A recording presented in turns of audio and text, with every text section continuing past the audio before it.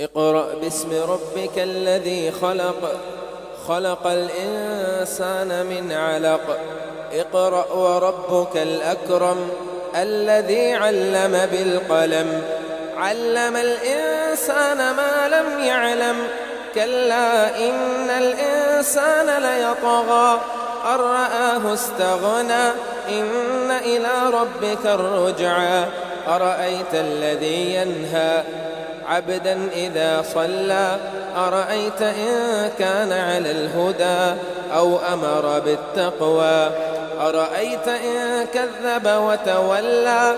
ألم يعلم بأن الله يرى، كلا لئن لم ينته لنسفعا بالناصية، ناصية كاذبة خاطئة.